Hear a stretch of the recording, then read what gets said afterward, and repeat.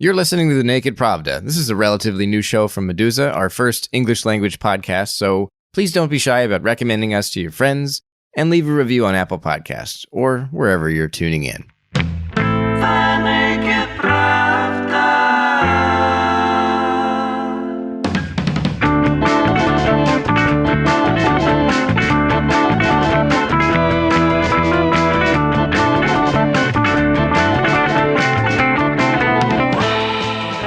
Welcome to the Naked Pravda. I'm your host, Kevin Rotrok, the managing editor of Meduza's English language edition. Typically, this is a podcast that highlights how Meduza's top reporting intersects with outside Russia expertise. But for today's show, I'm breaking from that format because I wanted to do an episode about the Democratic primaries in the United States following fresh allegations circulating in America that the Russian authorities are again trying to influence the course of the presidential election.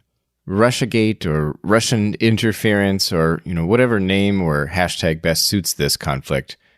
This is a subject we don't write about very often at Meduza because it's an American story, not really a Russian story. And by that I mean that relatively little news about Russian political interference in the U.S. is actually generated in Russia. Most of the scoops, if that's the right word, have come from American intelligence officials and journalists in Washington, D.C. Well, now America's back with Russiagate 2.0, or maybe it's some later version of this malware by now. I don't know. But once again, we're having candidates, pundits, and the angry bees of social media going on about the Russians. And that got me thinking, what do Russian people in the United States actually think about the Democratic primaries?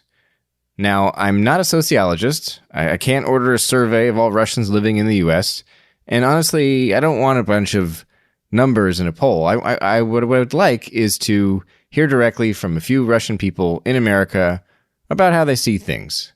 So I talked to some. And that's going to be today's show. 7 Russian people leaning into a microphone and describing their thoughts and feelings about the U.S. Democratic primaries. The conversations here are not representative of anything larger than the individuals speaking. To select these guests, I adopted the thoroughly unscientific methodology of turning to Russians in the U.S. whom I already knew and asking them to put me in touch with Russians in America that I didn't already know. And I was naturally limited to the people who were willing to talk. And that was not everybody. And it turns out that all of these individuals are either registered Democrats or left-leaning people, which means that this is a limited audience, obviously. Now, if that sounds like a pointless exercise, you should probably turn off this podcast on your phone or your web browser right now and just come back next week when we've returned to usual. But before you go, if you haven't left already, I will tell you that I think the conversations I had with these 7 individuals were extremely interesting, if only because Americans have done so much talking about the Russians for the past 4 years, while very seldom listening to Russian people.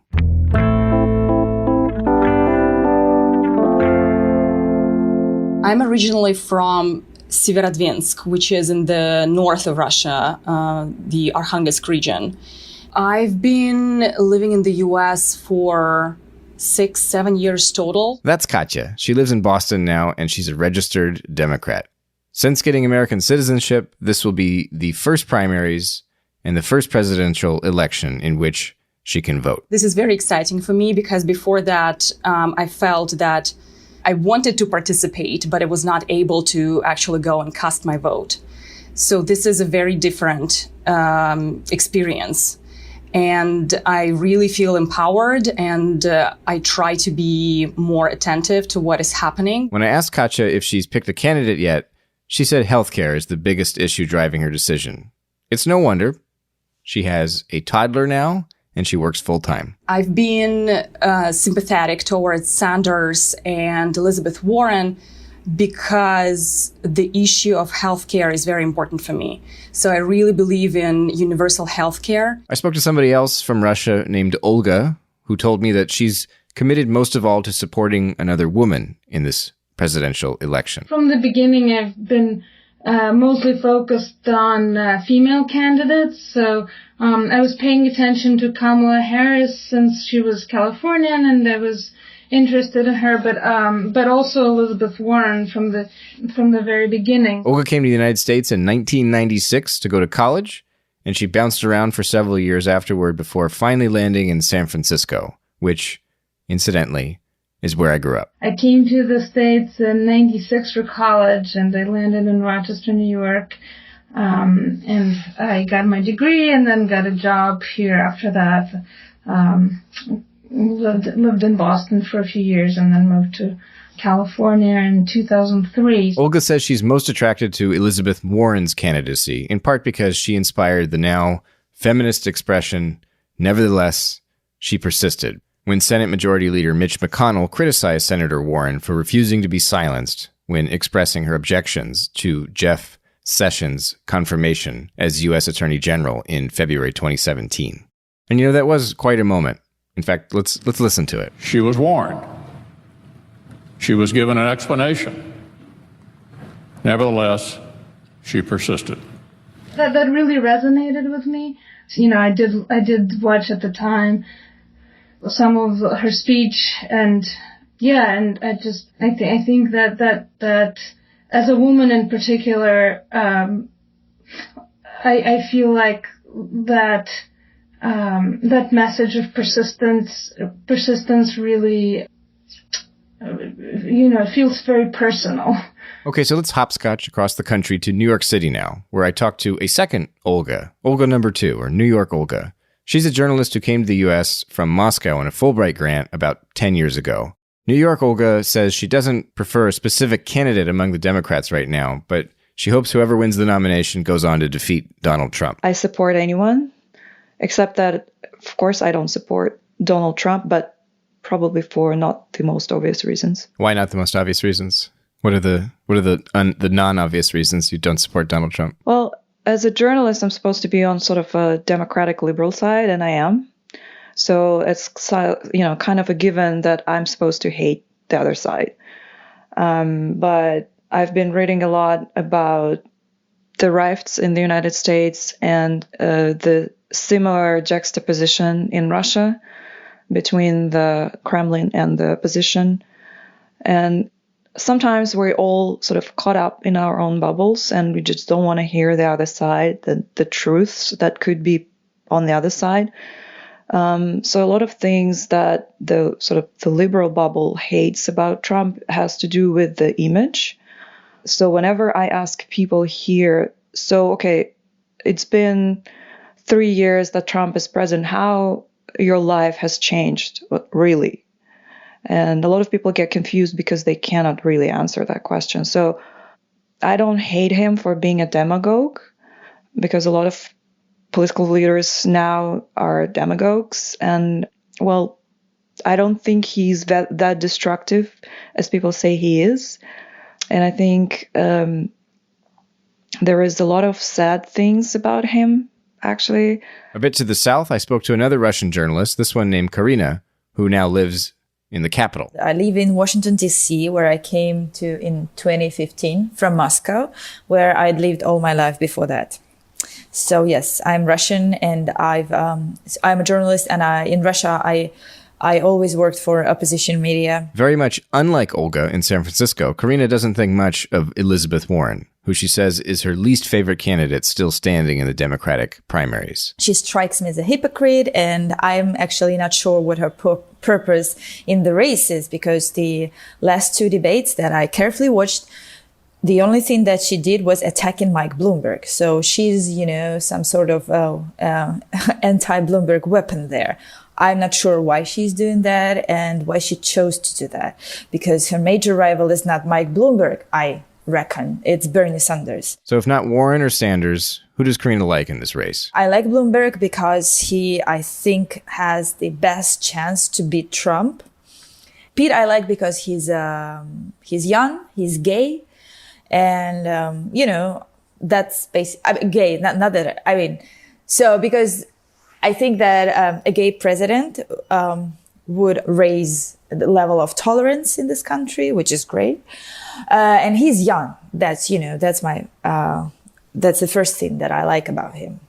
Because I don't think that people in their late 70s should decide, honestly, country's destiny. It's just not, it's not right. Also, I like Joe Biden. I mean, I don't think he's a bad man. I don't think he's a bad politician, but unfortunately, Joe Biden doesn't seem like the one who could get the nomination at all. That's the problem.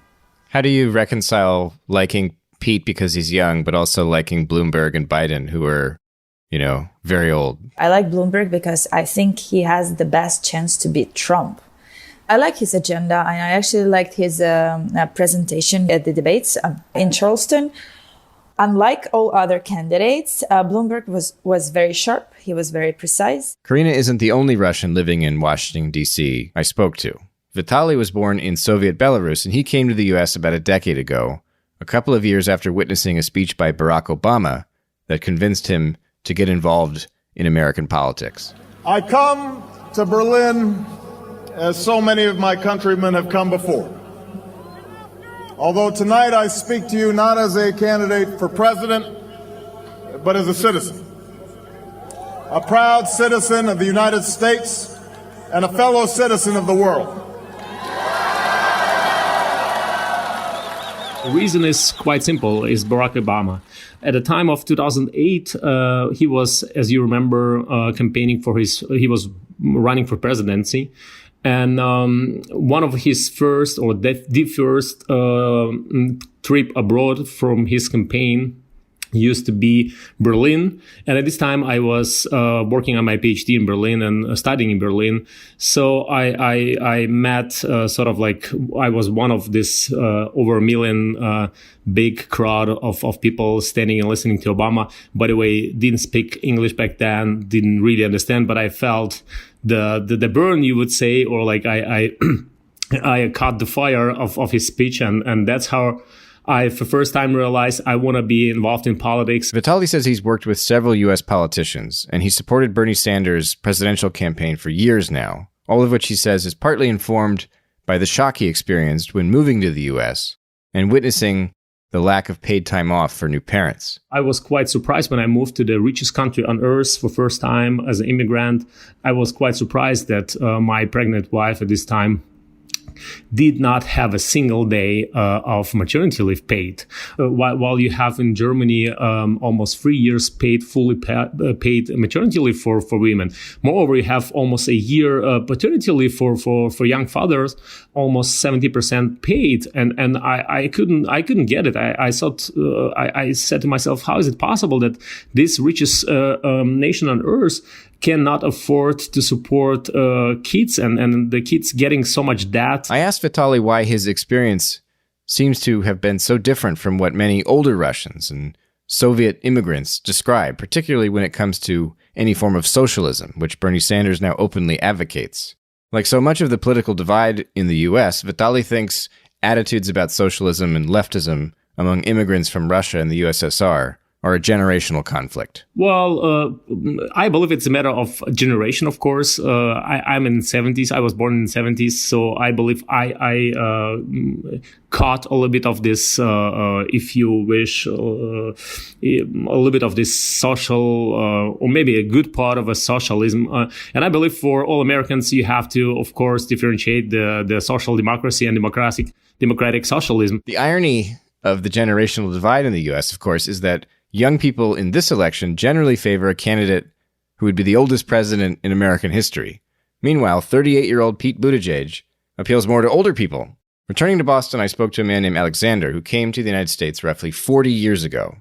That's before I was born, folks. I am not yet in my 40s. Alexander likes Mayor Pete, and he has good things to say about Joe Biden as well. I would say that the first priority is the defeat of Trump, and that's why I favor Biden. As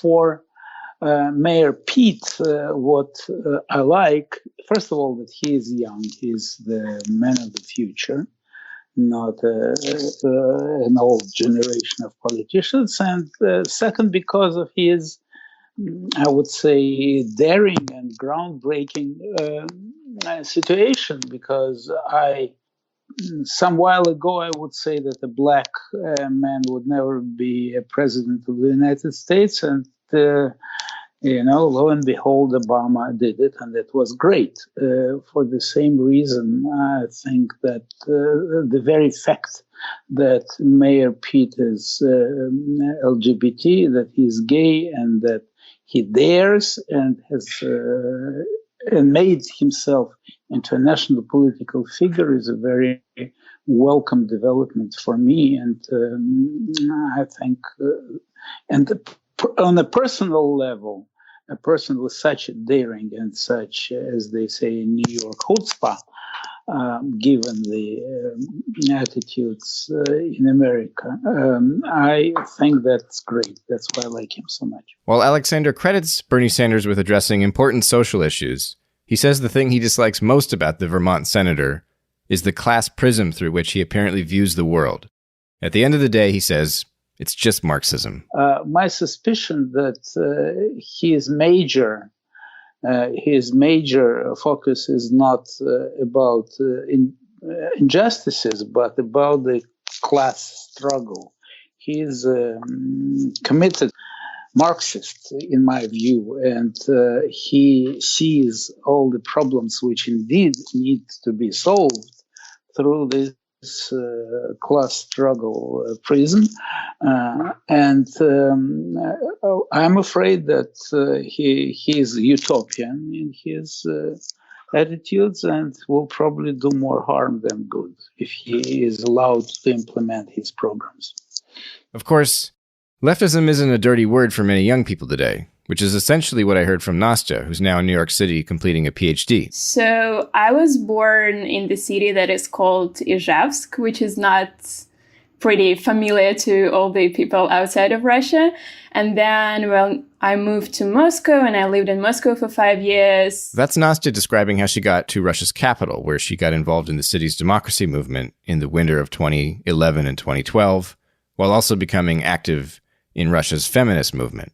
Nastya says Bernie Sanders' presidential campaign in 2016 was actually one of the key reasons she wanted to come live and study in the United States. Actually, one of the factors that influenced my decision of coming here and studying here was Bernie's campaign in 2016. And I very well remember how I was sitting in St. Petersburg and was watching his videos, and I was like, wow, oh my God, is this possible in the US to say these kind of radical socialist things? And I was very impressed, and I really wanted to come here at that historical point and to absorb and to participate in that kind of rise of left-wing politics here. Do you feel like you're doing that now? Yeah, I definitely feel that. 2 years ago, look at the words socialism. Everyone was so scared of saying this word out loud or identifying him or herself with socialist movement or socialist agenda. Right now, it happened very, very quickly, almost in 6 or 5 months, when the word socialism suddenly became widespread identity. And I do see this even among some Russian immigrants who, for example, came here with me 3 or 4 years ago as more moderate social democratic or moderate liberals. And now they are very, very gradually turning to supporting Bernie Sanders, which is surprising to me, at least. What do you say to older Russian immigrants or older Russian people living in the United States who their reaction to either the word socialism or to a lot of the policies that Bernie Sanders promotes, they compare it to communism, and they say that, I'm paraphrasing here or generalizing for a lot of people, but I'm sure you've encountered this as well, that they argue that, Bernie Sanders would be a terrible thing for the United States, and that he embodies many of the things that caused them to leave Russia or to leave the Soviet Union. Garry Kasparov, I think, is very outspoken in saying roughly exactly these things. How do you interact? I mean, I guess I'm curious, do you interact socially with anybody like that? And if not, if you were to talk to one of these people, what do you think you would say? Or is there just there's no shared middle ground here? You're in separate worlds. Yeah, so in my everyday life, I do not interact with them because I'm more like in the university community or in the activist community that doesn't share much with, say, immigrants living near the Brighton Beach area. But I do have, say, for example, relatives living there. And I do know their like political views and commitments. And they're actually, I want to say that they are not that homogeneous as people usually think. So, right, like there are a lot of conservative people who are like against any use of the word socialism that reminds them of like Stalinism, like repressions, etc.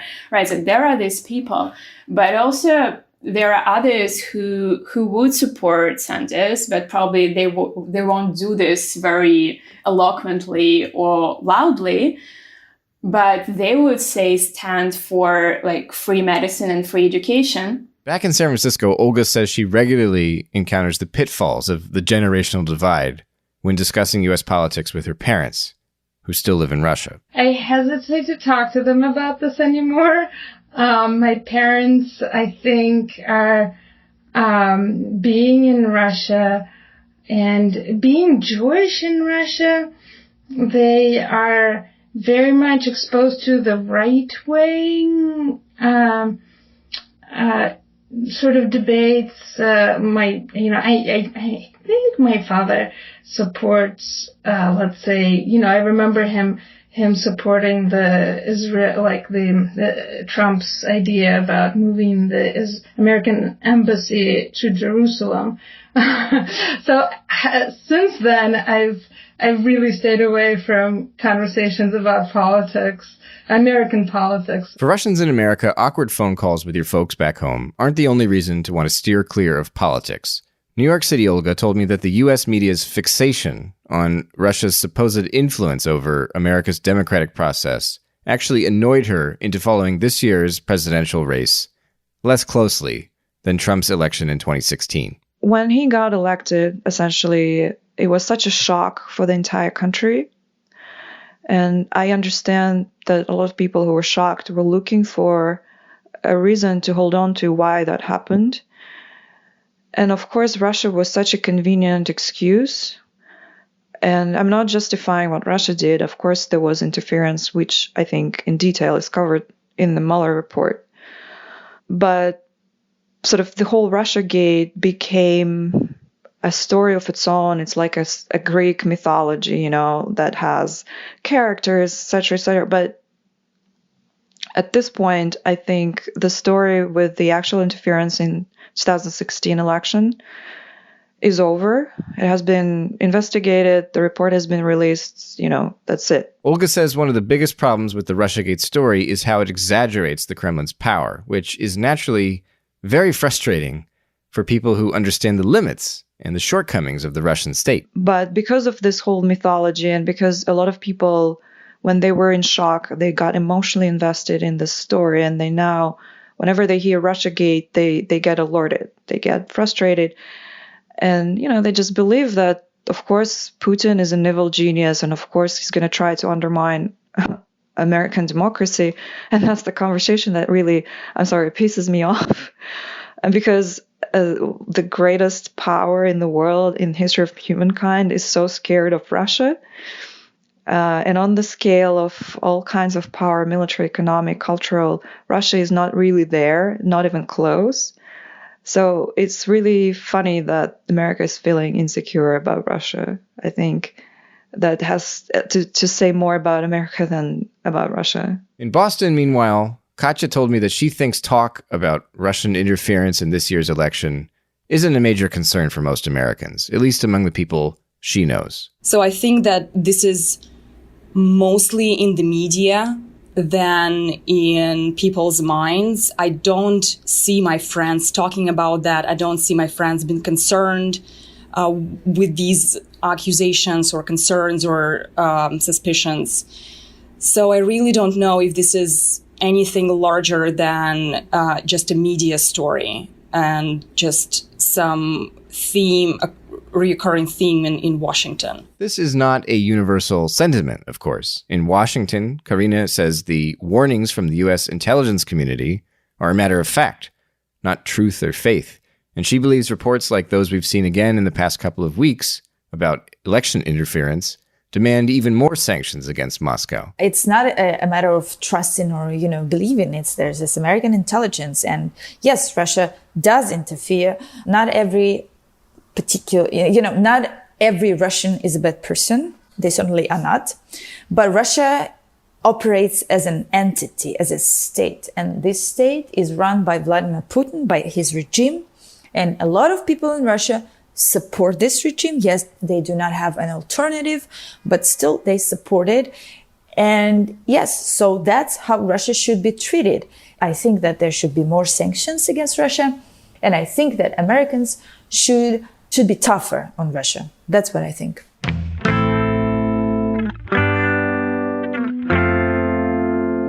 You've been listening to The Naked Pravda, a podcast from Meduza. On today's show, we heard from 7 Russians living in the United States about their views concerning the Democratic primaries, where recent allegations of Russian election interference have started circulating once again. On future episodes of this show, we'll be discussing queer Russian language science fiction and a bombshell web documentary about Russia's HIV and AIDS epidemic. The Naked Pravda is a podcast from Meduza, our first English language show, and I hope you'll recommend us to your friends and leave a review on Apple Podcasts or wherever you're tuning in to help put this program in front of more people. Thank you for listening, and come back soon.